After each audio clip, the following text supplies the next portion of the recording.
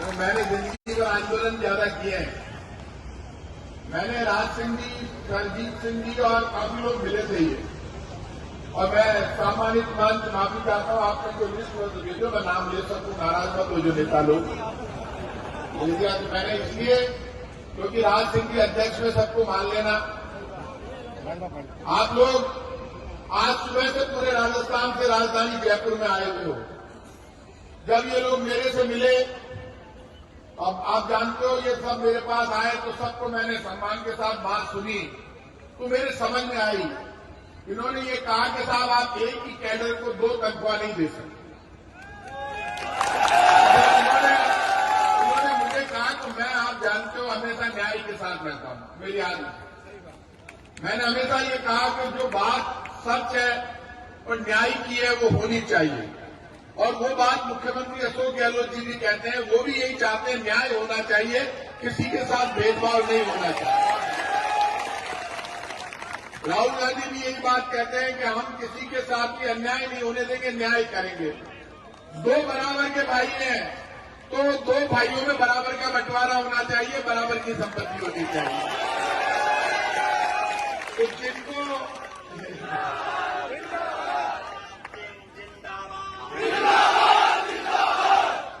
जो बात मुझे इसकी अच्छी लगी कि इन्होंने मुझे नटशेल में समझाया।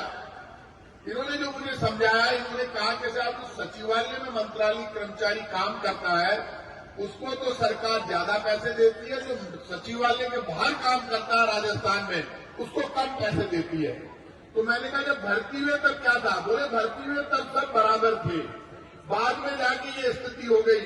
तो आप निश्चित रहिए, आपने जो बात आज कही है कि बाबू आपके द्वार पर आए मुख्यमंत्री जी, लेकिन मुख्यमंत्री जी और सरकार की तरफ से मैं बाबुओं के द्वार पे आ गया हूं, मेरी कॉन्फ्रेंस। और मेरी आदत है कि मुझे कोई इतनी बार फोन कर देना। जयपुर का इतिहास ये रहा है कि मैं एक बार यूनिवर्सिटी में बाल कटवा रहा था, तो मेरे पास फोन आ रहे बार बार। अकेला था उस दिन, गाड़ी लेके खुद गया था, मैं एमएलए भी नहीं था, चुनाव हार गया था मैं।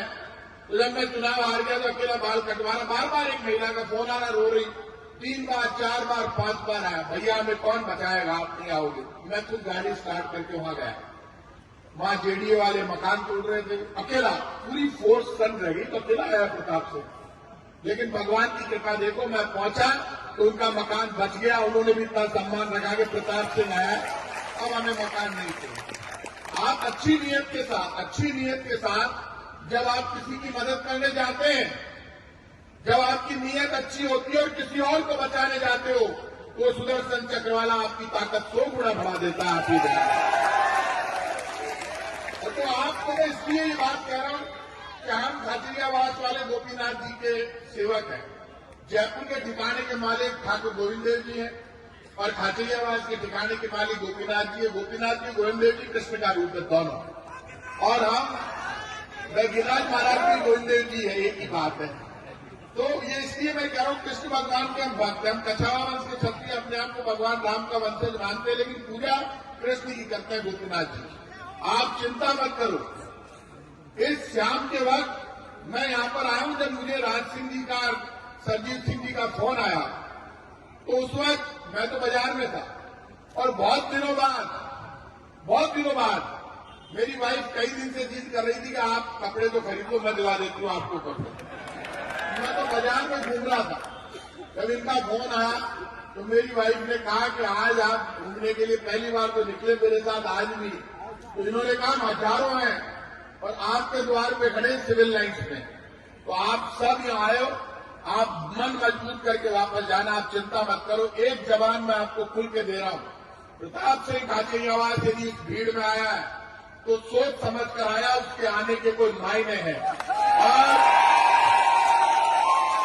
मुख्यमंत्री अशोक गहलोत जी के लिए पूरे देश में, जो मुख्यमंत्री अशोक गहलोत पूरे देश में केंद्र सरकार से लड़ रहा है, अगले ने कल विधानसभा में मुख्यमंत्री जी ने कह दिया, ओपी और बाल खोद के कहा तबियत खराब है, निमोनिया हो रहा है, फिर भी अगलों ने कह दिया कि ओपीएस के मुद्दे पर अशोक गहलोत लड़ेगा, लेकिन कर्मचारियों को ओपीएस देकर मानेगा, चाहे कुछ भी करना पड़े। तो वो बात जो उन्होंने कही, तो आप ये मानकर चलिए, जब इतनी बड़ी बात मुख्यमंत्री ने कही है, और मैं इसलिए कह रहा हूं कि ये मेरे पास आए थे तो मैंने राका जी से बात की, डीओपी सेक्रेटरी से बात की। मैं ये चाहता था कि जब ये राज सिंह जी और इनका डेलीगेशन गया, तो आप राका जी मिल भी लिया राज सिंह जी, तो ये मिले, तो मैं ये चाहता था कि भाई जो काम होने वाला है उसके लिए आंदोलन प्रदर्शन नहीं हो और काम वैसे ही हो जाए, तो श्रेय तो हमको ही मिलना है, सरकार कांग्रेस की सरकार को ही मिलना है, सरकार हमारी है। अब इसमें लेकिन चोखोरी हो जाए, पूरी ताकत दिखा दी था कि कोई नुकसान होगा। लोकतंत्र में संख्या बल का सम्मान होता है और मैं भी सम्मान करता हूं। अधिकतर एक दिक्कत हो गई, अधिकतर लोग भीड़ में जाने से कतराते हैं, मंत्री जाते नहीं। ये राज सिंह जी ये जिद कर रहे थे, मैं चाहता हूं तो आपने बुलाया, बोले नहीं आप आओ आप आओ।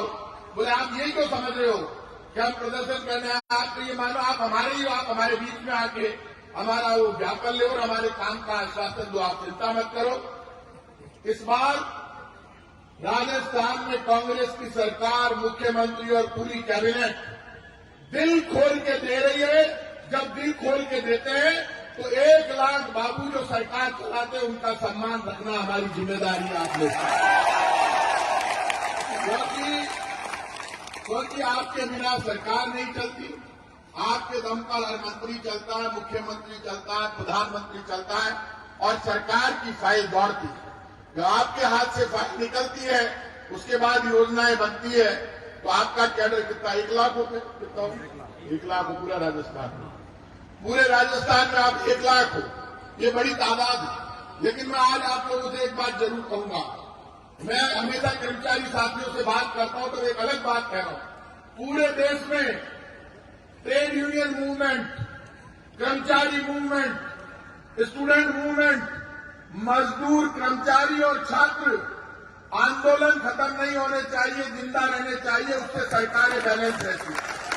वह क्या है कि सरकार और समाज के बीच में बैलेंस का काम कर्मचारी, छात्र और मजदूर करता है। और जब आपकी ताकत मजबूत रहती है तो सरकारें चाहे हमारी हो चाहे किसी और की हो, केंद्र में बीजेपी की सरकार है, राजस्थान में कांग्रेस की सरकार है, लेकिन सरकार तो सरकार होती है। आपकी ताकत जब मजबूत होती है तो कांग्रेस पार्टी ये मानती है कि बैलेंस रहता है, बैलेंस होता है तो काम बहुत बढ़िया होता है, ये मानकर चलिए। क्योंकि मैं हमेशा से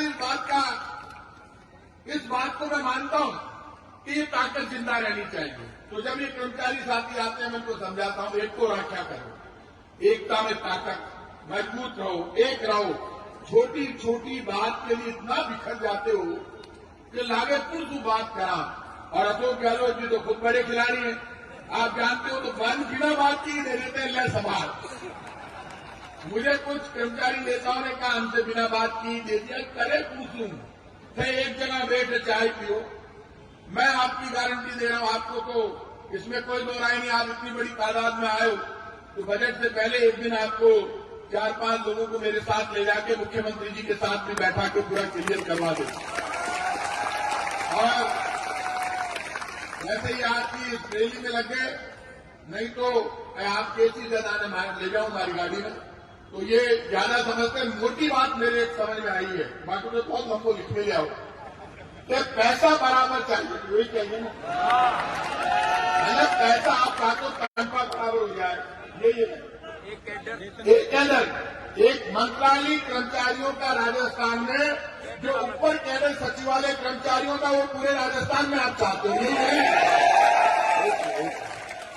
आप जो चाहते हो मैं समझ गया। तो मोटी लड़ाई, जब एक मान मोटी हो, बड़ी हो, तो जब वो पकड़ में आ जाती है तो छोटे वाली तो अपने आप ही पकड़ में आ जाती है, तो वो वाक्य। लेकिन मुझे एक बात का दुख है, तो मुझे जो आपने कहा अभी बीच में जब हमारी सरकार बनी तो मुझे कुछ कर्मचारी साथी मिले थे, उन्होंने कहा कि पहली बार ऐसा हुआ तो सरकार को वापस पैसे दे रहे हैं।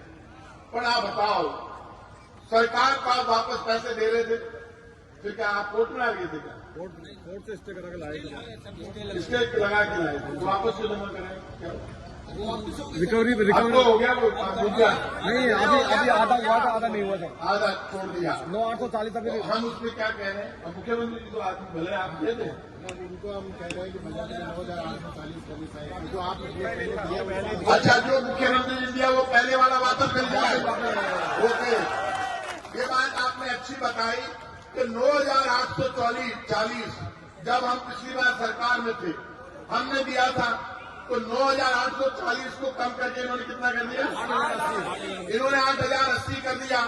उससे ये नुकसान हुआ कि आपको वापस देना पड़ता है। ये तो हिंदुस्तान के इतिहास में पहली बार हुआ होगा वापस देने में।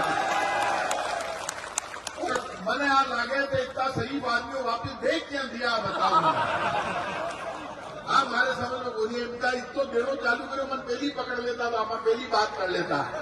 क्योंकि मुझे भी दिक्कत यह है कि सारी बात बताने से पता चलता है, क्योंकि आप जानते हो मुझे ऑटो रिक्शा वाला भी पकड़ लेता है, रिक्शे वाला भी पकड़ लेता है। मेरे साथ तो हालत यह है कि मुझे सिंधी कैंप से फोन आया 3 दिन पहले। उसने कहा कि भाई साहब मेरे रिक्शे की हवा निकाल दी। मैंने कहा तुम निकाल दिया बता? वो भाई साहब पूरी रात खड़े हवा निकाल दी। मैं जब कहीं करा बोले भाई साहब इसको समझा दो या तो, या नहीं मैं रिक्शा आपके घर खड़ा करके चला जाऊंगा। तो मैंने कहा तू कौन बोल रहा है? बोले अबूल बता। मैं नहीं पहले, मैंने चल मेरी बात करा। मैंने उससे कहा पहली तो की हवा भरवा रिक्शा की, और यू माथा बोली मत करा कर। तो मैंने कहा क्यों माथा बोली कर रहा है? बोले साहब ये आपके नाम की कड़ी देकर रोड के बीच में लगा देता है।